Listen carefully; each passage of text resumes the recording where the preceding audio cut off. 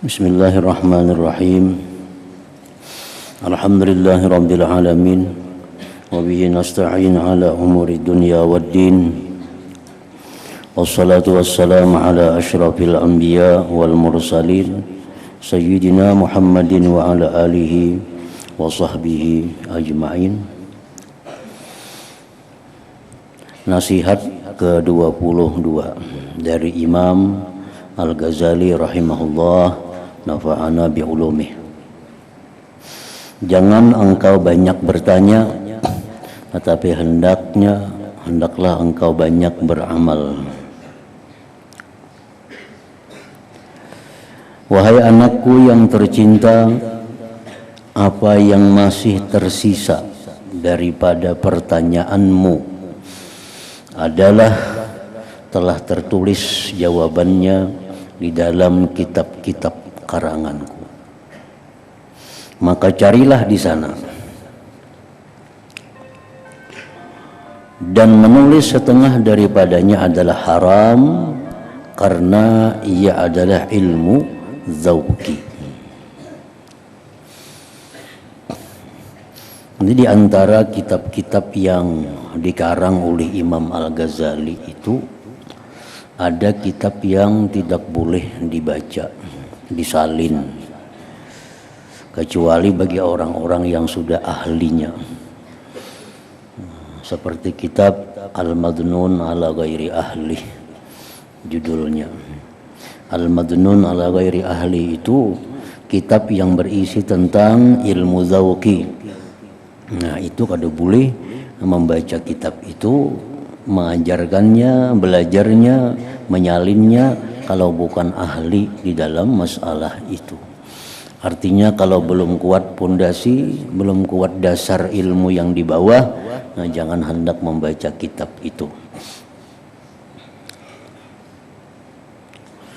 Dan beramallah dengan ilmu yang telah engkau ketahui, supaya terbuka bagimu hijab, terbuka bagimu dinding ilmu yang belum engkau ketahui. Artinya apa yang disuruh diamalkan, amalkan. Jangan banyak tanya. Artinya apa ini gunanya? Tapi yang nyuruh ini mengamalkan ini apa faedahnya? Nah itu kada perlu ditanya. Bila disuruh mengamalkan itu, amalkanlah itu. Jangan banyak bertanya. Karena dengan mengamalkan ilmu itu akan terbuka pendinding, akan terbuka hijab ilmu-ilmu yang belum diketahuinya. Wahai anakku yang tercinta, selepas hari ini janganlah engkau banyak bertanya kepadaku daripada segala kemuskilanmu, kecuali hanya dengan lisan hatimu. Dan ini adalah berdasarkan firman Allah Ta'ala, walau annahum sabaru hatta takhruja ilaihim lakana khairan lahum. Nah, maksudnya seandainya mereka bersabar menunggu sehingga engkau wahai Muhammad keluar menghadapi mereka, maka itu adalah sesungguhnya lebih baik bagi mereka. Jadi sahabat-sahabat itu dahulu kalau hendak berilang ke rumah Nabi itu mengatuk lawang Nabi. Mengatuk. Lalu Allah menegur para sahabat itu. Jadi jar Tuhan, andai kata mereka sabar aja duduk aja di halaman Nabi sampai Nabi itu keluar, itu lebih baik bagi kamu. Lebih baik. Nah, sama ilmu demikian pula. Ilmu yang belum kita ketahui, belum kita pahami, jangan langsung ditanyakan. Barangkali kita di hari-hari berikutnya ada keterangan guru yang menjelaskan tentang apa yang kita pertanyakan itu. Nah, lebih baik kita menunggu keterangan-keterangan yang diberikan guru daripada kita kada paham langsung bertanya. Nah, misal ada keterangan dari seorang guru, kita kadang ngerti langsung bertakun, itu pahamannya kayak apa? Jangan dulu. Habiskan dulu pengajian itu. Barangkali kita ada di bab mana keterangan yang lebih luas tentang apa yang dijelaskan itu. Walau annahum sabaru hatta takhruja ilaihim lakana khairan lahum.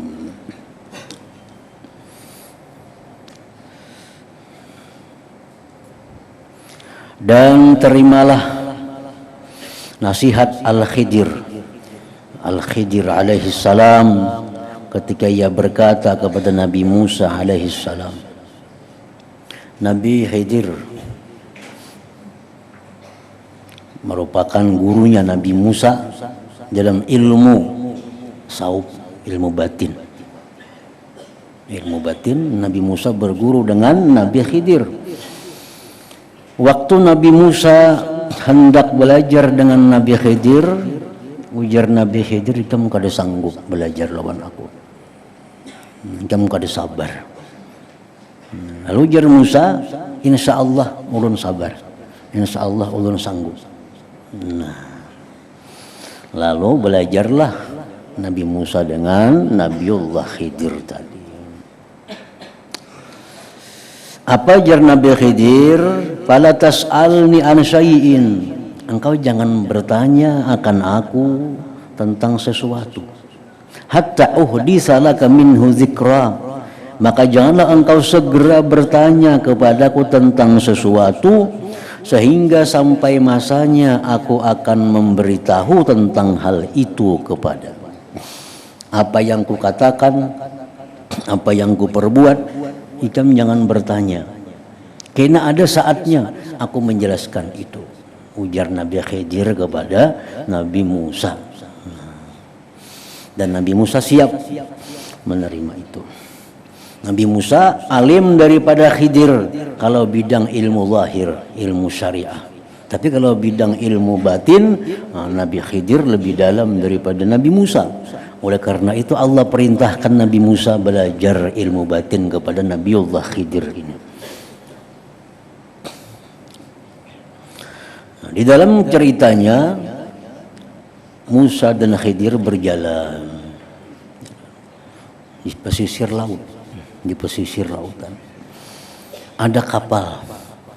Nah, jar Khidir, wahai Musa, kita umpat kapal itu. Disinggah kapal, ampun kapal tahu pada itu Nabi Khidir masuk dalam kapal, Nabi Musa pun dibawa dan gratis, kada berbayar. Jalanlah kapal tadi membawa penumpang, diantaranya penumpang itu ada Nabi Musa dan Nabiullah Khidir. Di tengah perjalanan Nabi Khidir ini merusak kapal orang. Nah, kapal ini dirusak sih. Artinya di antara kepingan-kepingan papan itu ada yang dirusak oleh Nabi Khidir. Nah, Nabi Musa ini kan sudah berjanji sabar, kada hendak betakun. Ay, Nabi Khidir, kita ini umpat sudah perai di sini. Kenapa dirusak pulang kapal orang? Nah, makanya dia sudah aku padahkan semalam bila aku umpat aku jam-jam betakun macam-macam.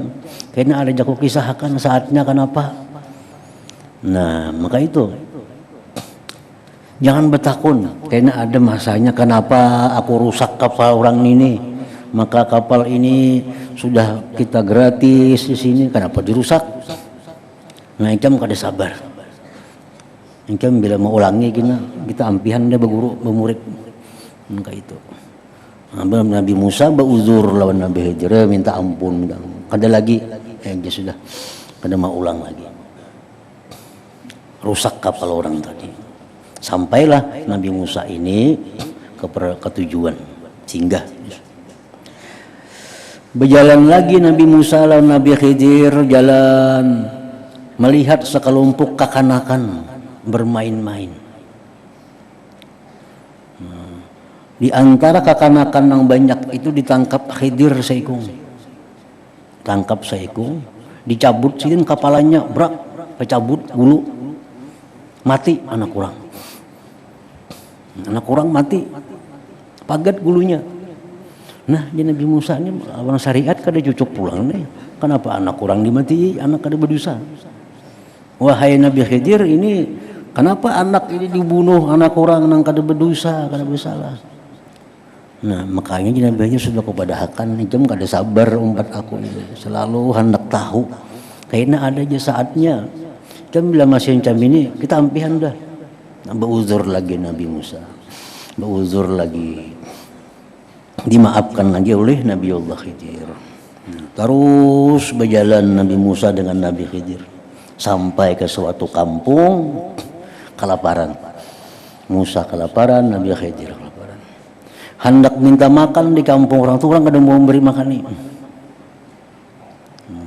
Kada mau memberi makan nih. Ayo orang kada memberi makan, jalan. Di kampung itu melihat ada rumah nang miring, nak rubuh.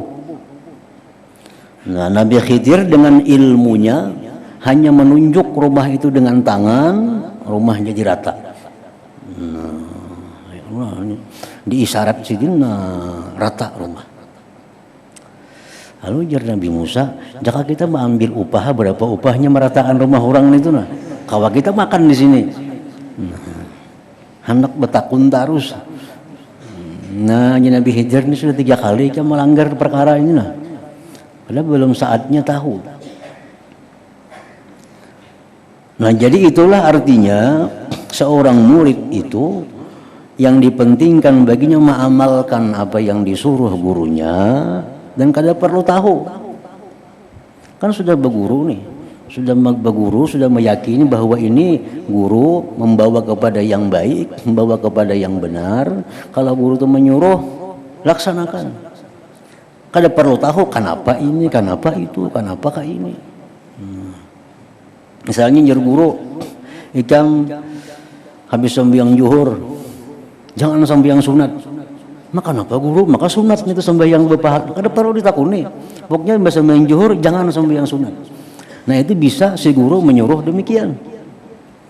Bisa nyuruh demikian. Ikam ja guru kalau hari Jumat kada usah ke masjid, sembahyang zuhur aja di rumah. Kenapa? Maka itu sunnah Nabi. Maka ada perlu ditakuni, laksanakan apa jar guru. Kayaknya ada saatnya guru mengisahkan apa-apa sebabnya, kenapa aku melarang ini, kenapa aku melarang itu. Pasti ada kena kisahnya. Nah, jadi kisah Nabi Khidir tadi dikisahkan. Kenapa aku rusak kapal itu, wahai Musa? Mana sudah membawa kita perai gratis, aku rusak pulang. Karena Nabi Khidir di sana itu kapalnya kena terus jalan. Ada orang raja nang zalim. Bila melihat kapal itu baik, diambilnya. Bila melihat ada kapal itu rusak, suruhnya terus. Nah, mana baiknya? Sebagian kapal hilang lawan rusak yang sedikit ini. Baik rusak sedikit daripada kapal sebagian diambil raja yang zalim itu. Nah, makanya aku rusak sedikit kapal ini, asalnya selamat sampai ke tujuannya. Nah, ini ilmu yang diajarkan Nabi Khidir. Itu sebabnya kapal itu rusak. Begitu sampai raja, kapalnya rusak terus. Nah, jakanya kapal ini purna kada ada rusak, singgahnya diambilnya kapalnya. Nah, ngulik berjalan penumpang itu. Kapal diambilnya. Nah, itu sebabnya wahai Musa, aku rusak sedikit kapal untuk menyelamatkan yang lebih banyak. Nah, kenapa anak tadi kubunuh? Padanya kada berdosa.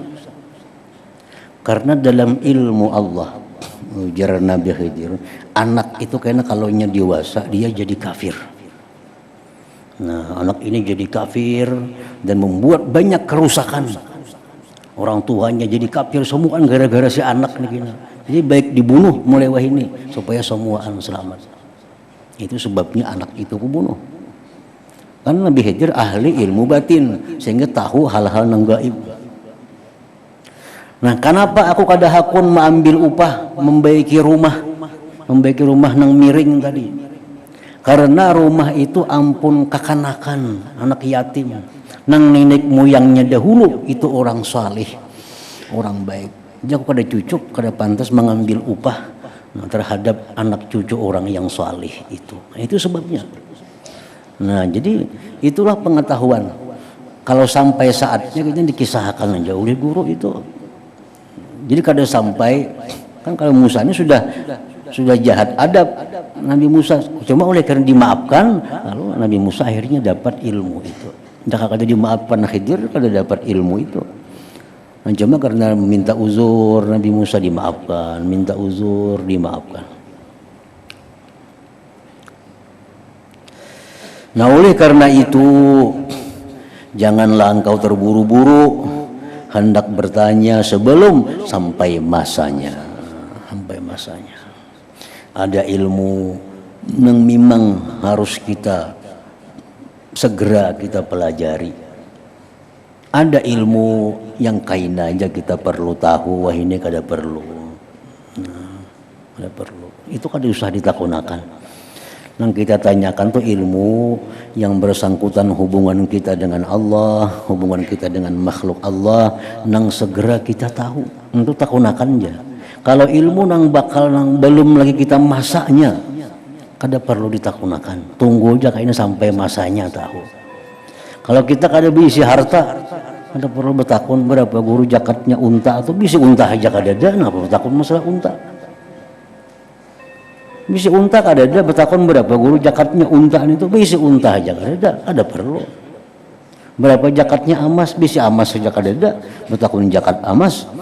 Nah itu kada perlu. Belum masanya.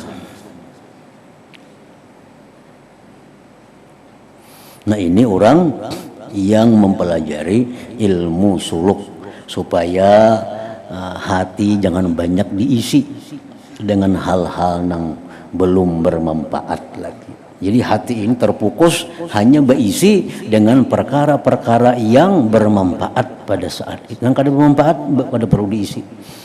Karena membanyaki pikiran, memecah belah konsentrasi untuk beramal, untuk khusyuk, untuk beribadah kepada Allah.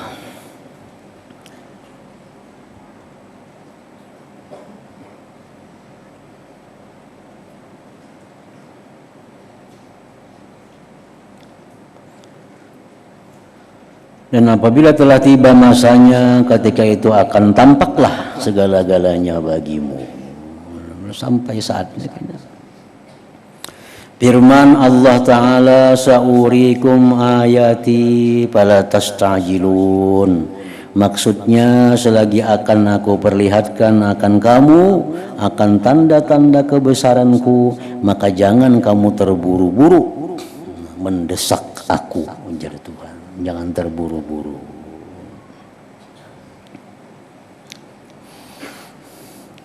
Maka jangan engkau bertanya sebelum tiba masanya. Dan yakinlah bahwasanya engkau tidak akan sampai ke penghujung jalan kecuali apabila engkau terus berjalan. Engkau tidak akan sampai ke penghujung jalan kecuali apabila engkau terus berjalan. Amun bemandak kada akan sampai. Kada akan sampai. Karena firman Allah Ta'ala, awalam yasiru fil ardi fayanzuru. Maksudnya apakah mereka tidak mau berjalan di atas muka bumi ini lalu mereka dapat melihat segala sesuatu untuk menjadi i'tibar.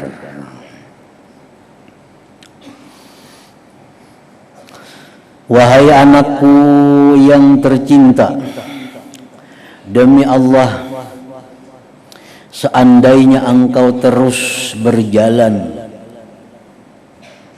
engkau akan melihat perkara-perkara yang sangat ajaib pada setiap tempat.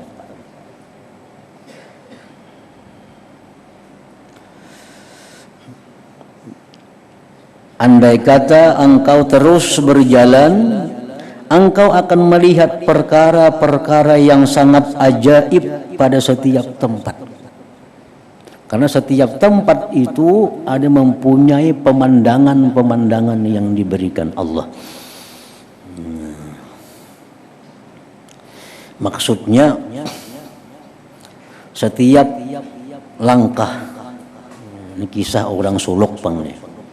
Setiap makam ngarannya yang kita lalui. Nah, setiap makam itu kita akan diberi oleh Allah sesuatu yang menakjubkan. Makam pertama bila kita lulus akan diberi Allah sesuatu hadiah. Nah, makam yang kedua bila kita lulus diberi Allah lagi hadiah, sampai kena ke 10 makam itu kita bisa lalui sampai kita kepada tujuan makrifat kepada Allah Subhanahu wa taala.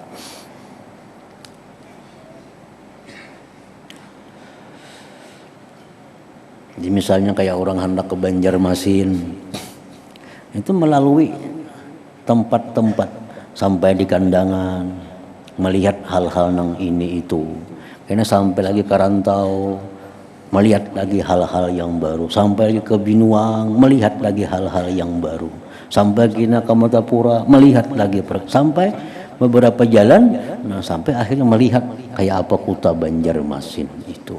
Nah itulah perjalanan seorang hamba untuk ma'rifatullah Subhanahu wa ta'ala. Bila kada berjalan kada mau sampai, artinya kada mau sampai.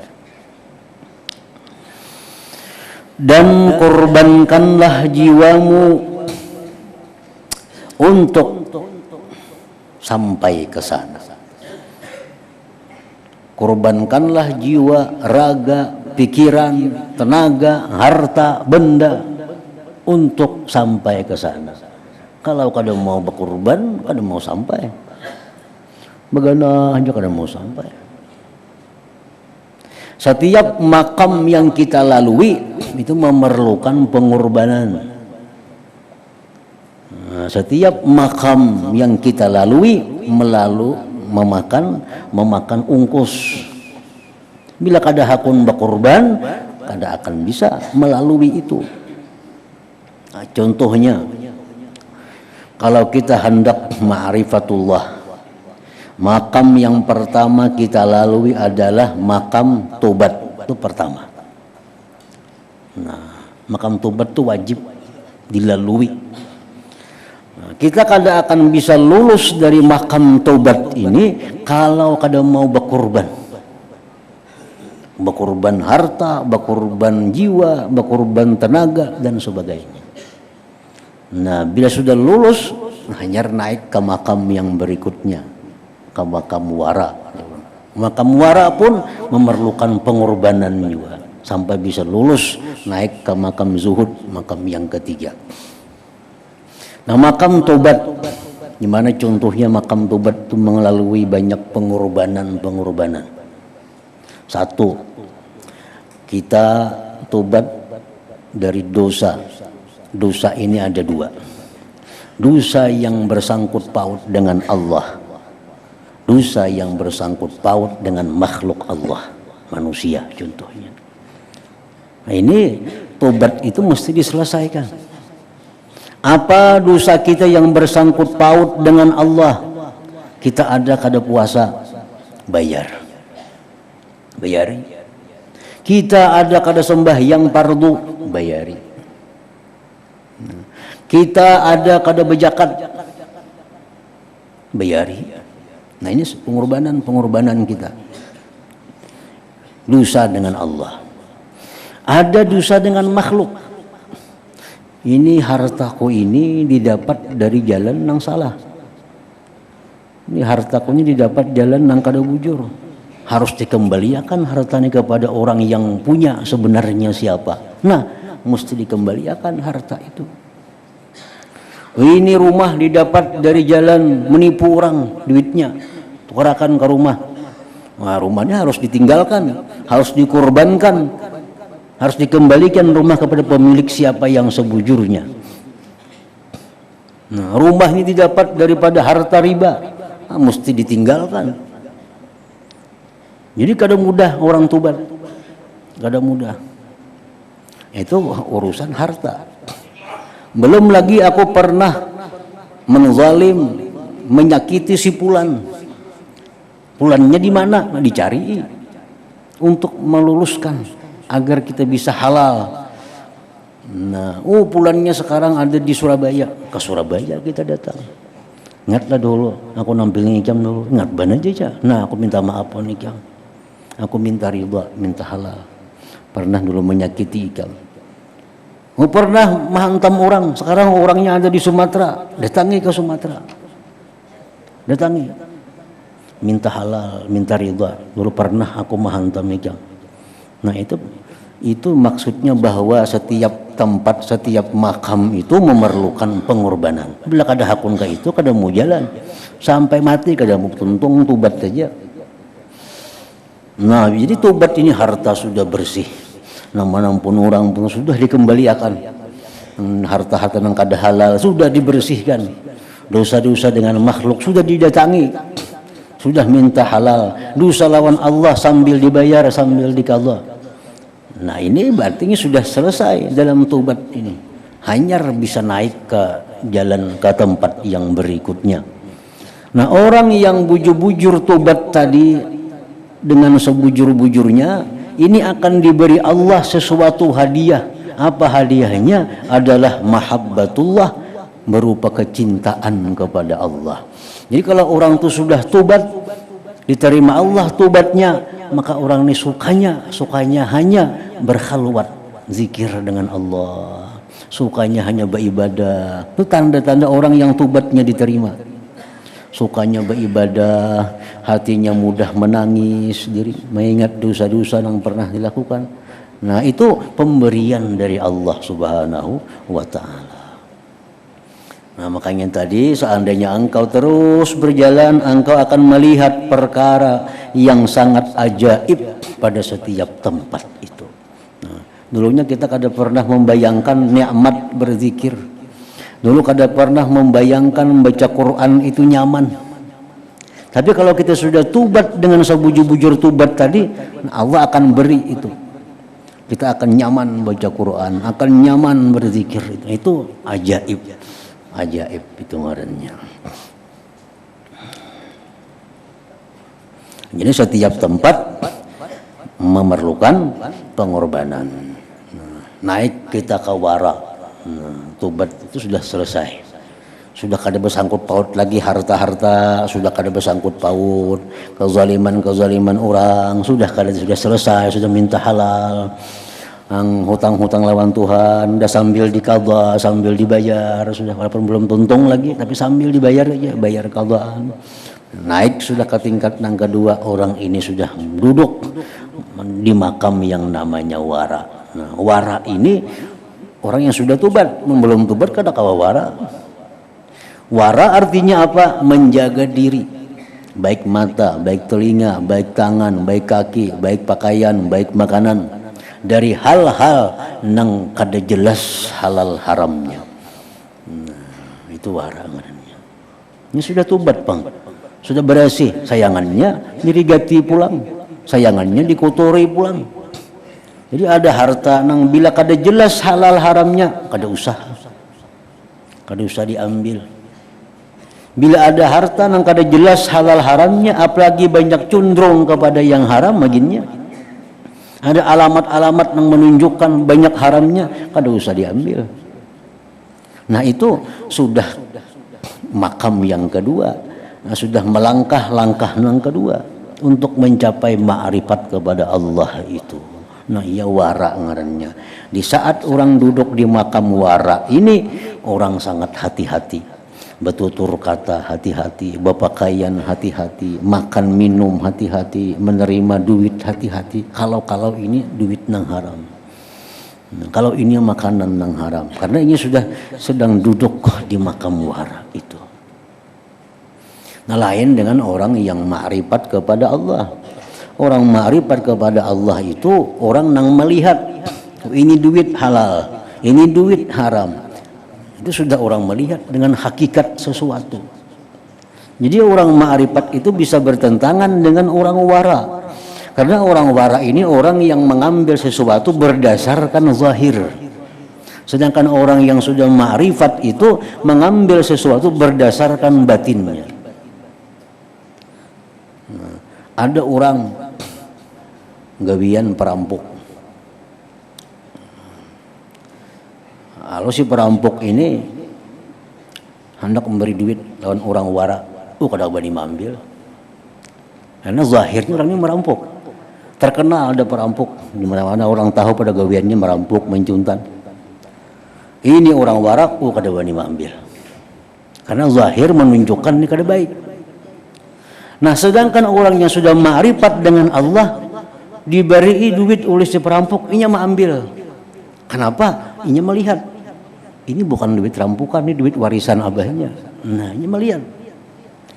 Inya melihat. Jadi ambilnya duitnya. Karena batinnya melihat duit yang dikasihkan ini bukan duit rampukan, ini duit dari warisan arwah abahnya misalnya, atau duit hadiah dari siapa kepadanya, itu yang diberiakannya lawan aku. Nah, ini orang ma'rifat melihat. Orang wara belum melihat lagi, karena masih dalam kedudukan yang kedua untuk mencapai ma'rifatullah itu. Nah, jadi naik satu persatu Kandangan, Rantau, Binuang, Martapura, Banjarbaru hanya sampai ke Banjarmasin. Setiap tempat, setiap jalan itu memerlukan pengorbanan.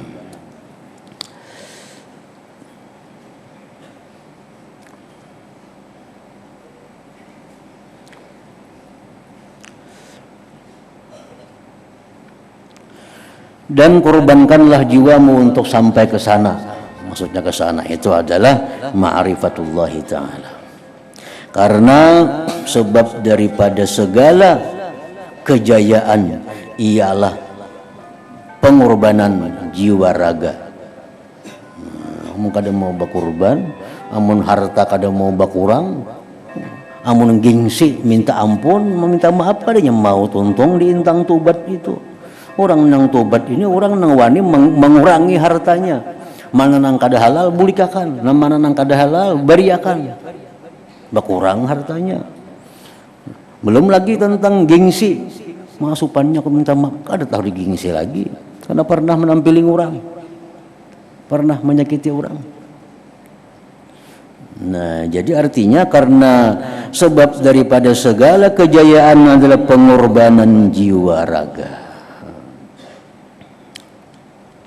Seperti perkataan Zunnun al-Misri rahimahullahu ta'ala bagi salah seorang muridnya. Nah, jikalau engkau bersedia untuk berkurban dengan segala jiwa ragamu, maka teruskanlah perjalanan. Amun kada siap untuk berkurban, kada usah masuk. Kada usah masuk. Hendak masuk umpamanya, hendak belajar ilmu ma'rifat supaya dapat ma'rifat, tapi kada wani berkorban, kada usah. Membuang waktu. Nah, membuang waktu, membuang umur. Nah, orang yang masuk ke dalam jalan ma'rifat itu orang yang harus mau kada mau berani berkorban, berani kehilangan segala-galanya. Jikalau engkau bersedia untuk berkorban dengan segala jiwa ragamu, maka teruskanlah perjalananmu. Jikalau tidak, maka tidak perlu engkau mengikuti lorong-lorong ahli sufi. Kada sanggup berkorban, kada usah umpat suluk, kada usah untuk mencapai ma'rifatullah itu. Kada usah. Nah, nasihat ke-23, tinggalkan 4 perkara. Wahai anakku yang tercinta, sekarang aku akan menasihati engkau dengan nasihat yang terakhir, yaitu dengan 8 perkara. Maka terimalah nasihatku ini supaya ilmu yang ada pada dirimu itu tidak menjadi hujah untuk kemudaratan engkau pada hari kiamat nanti. Ilmu ini bisa menjadi hujah, menjadi pemberat kepada orang yang berilmu. Kapan ilmu itu menjadi beban, menjadi pembawa keberatan, kemudaratan? Di waktu orang yang berilmu itu kadang mengamalkan ilmunya. Nah, ilmu bukan lagi manfaat, tapi membawa hujah, membawa kemudaratan.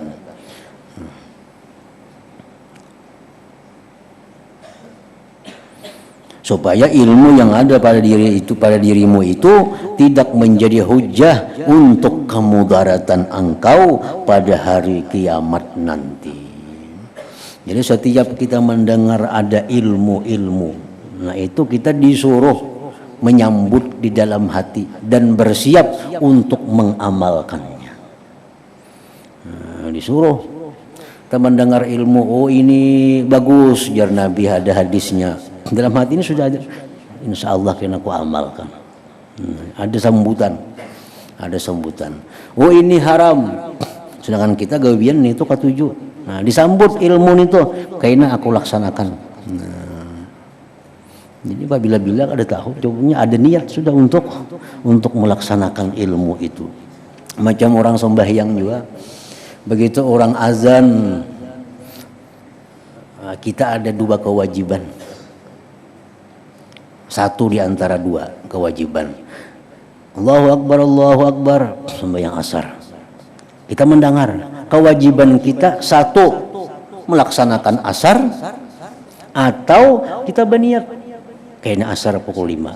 Nah, bila kedua-duanya itu kada, kita berdosa. Orang sembang asar, kita sembahyang asar kada, berniat hendak banggawinya kaina kada ada juga, itu berdosa kita. Nah, begitu kita mendengar orang azan Isya, Allahu Akbar Isya, nah Isya sembahyang, atau kayaknya Isya pukul 10. Nah itu niat. Nah ilmu pun demikian.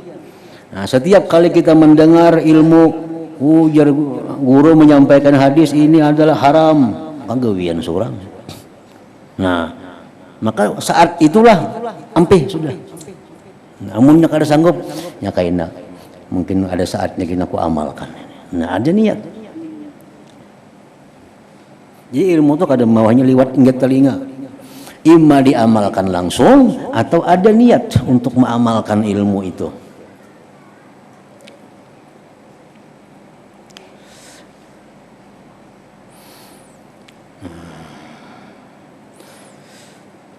Delapan perkara ini terbagi kepada dua. 4 perkara mesti engkau tinggalkan dan 4 perkara lagi mesti engkau laksanakan. Adapun 4 perkara yang mesti engkau tinggalkan maka yaitu perkara pertama, janganlah engkau bertengkar. Artinya berdebat. Bertengkar ini berdebat. Nah, kayak kita misalnya bakunut, kan ada dalilnya. Ini itu. Ada orang yang kada bakunut, dalilnya pun ada. Kada perlu berdebat itu, sudah ada dalilnya. Ayo kita berkumpul, kita berdebat macam mulut mana ada dalilnya. Kami nang kada maulid, ini dalilnya. Kada perlu berdebat itu, masing-masing ada dalil dan sama-sama dari ulama. Nang menyuruh mulut daripada ulama juga, baik maulid itu ini, baik maulid itu dari ulama. Nang melarang mulut itu ulama juga, bukan nabi. Nabi kan ada hadisnya, jangan maulid kan ada. Dari ulama juga mempaham hadis nabi. Nang menyuruh maulid pun ulama mempaham dari hadis nabi juga. Bila kita berdebat itu merusak ilmu.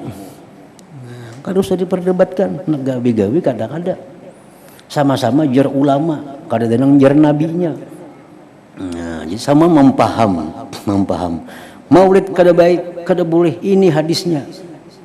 Bukan itu pahamannya hadis kayak itu. Si ulama ini mempaham, mun secara jelas hadisnya kada ada kayak itu. Kada ada. Jangan maulid, kada boleh. Kada ada hadis nabi. Cari aja kitab hadis ada kayak itu. Nah cuma ada hadis macam ini, nah itu pahamannya jar para ulama, jangan kita maulid. Ulama yang menyimpulkan. Baik mengadakan maulid itu ulama juga yang menyimpulkan. Kalau ada yang dari Nabi. Kalau berdebat kan ada gunanya. Kalau panang kalah bakal ampih kan ada harapan. Kita ini berdebat. Ada orang nang bakunut sembahyang, ada nang kada bakunut berdebat, bahabangan muha, bamalamanan. Ternyata kalah saya kong. Apa banyak kada bakunut sembahyang, kada mau bakunut. Kada ada gunanya.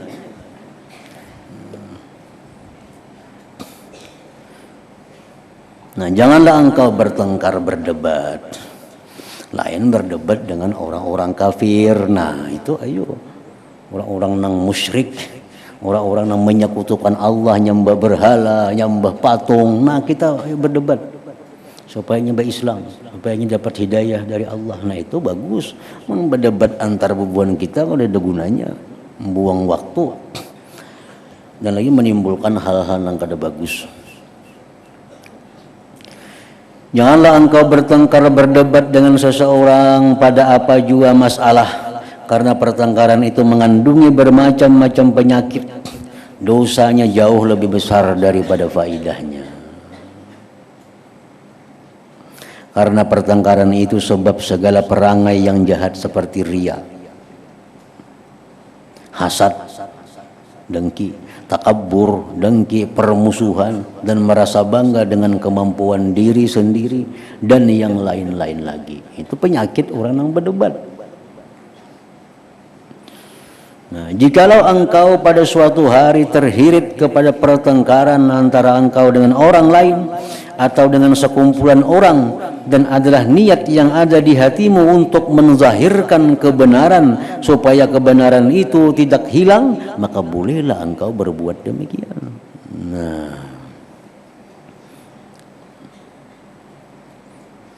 ini ada kelompok nang kada bersembahyangan. Ini sudah nyata. Kada ada ulama yang membolehkan orang kada sembahyang itu. Kada ada ulama yang merayakan sembahyang itu, kada ada ulama. Mulai zaman Nabi sampai hari kiamat, bila orang tuh bagaler masuk ulama, kada ada yang mengajarkan kada bersembahyangan.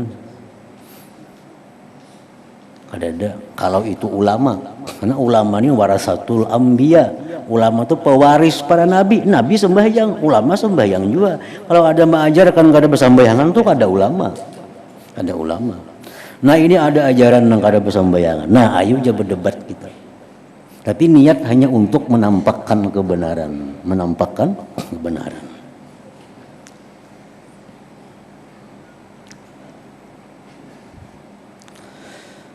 Nah, bolehlah engkau berbuat demikian, tetapi kalau benar niat di hatimu itu untuk menzahirkan kebenaran, maka di sana ada dua tanda.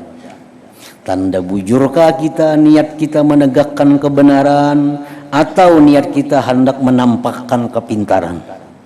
Nah, kan orang berdebat tuh kada jauhan itu, supaya dianggap orang inya nang menang, inya nang pintar pada orang, pada musuhnya. Nah, jadi berdebat itu untuk kelompok-kelompok yang batil. Boleh dengan niat menampakkan kebenaran. Tapi tandanya menampakkan kebenaran itu satu, bahwa engkau tidak membedakan sama ada kebenaran itu nanti tersingkap melalui lidahmu atau lidah orang lain daripadamu. Satu, kita kada peduli. Nah, di antara kelompok kita nih nang bahujah lawan kelompok nang batil, kita kada peduli, kita kah kawan kita kah nang sakelompok nang bersuara, itu kada jadi masalah. Nah, karena niat kita untuk menampakkan kebenaran, bukan menampakkan kepintaran. Yang kedua, bahwa perbahasan itu lebih disukai seandainya dilaksanakan di tempat yang tertutup daripada di tempat yang dihadiri oleh orang ramai. Nah, kita berdebat, ayo, cuma jangan tahu orang banyak. Nah, kita berdua bertiga aja orangnya. Nah, itu tanda bahwa kita ingin menampakkan kebujuran, bukan untuk minta besarkan diri supaya diketahui orang kepintaran kita. Nah, itu nang kada boleh di dalam perdebatan itu. Dan dalam hal ini ada satu faidah yang perlu aku mengingatkannya akan dikau, yaitu, nah ingat situ dulu.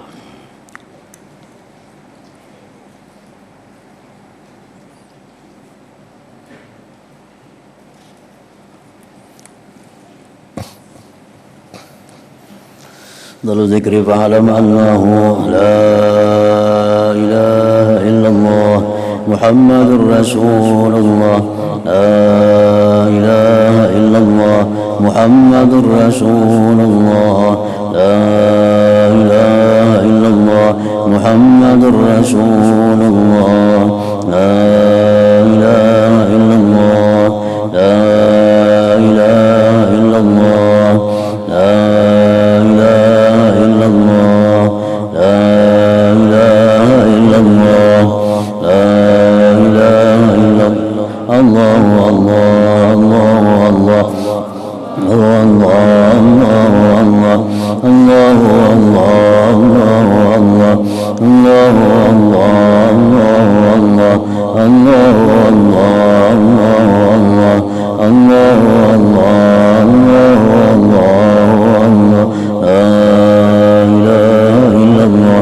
محمد رسول الله لا إله إلا الله محمد رسول الله لا إله إلا الله محمد رسول الله لا إله إلا الله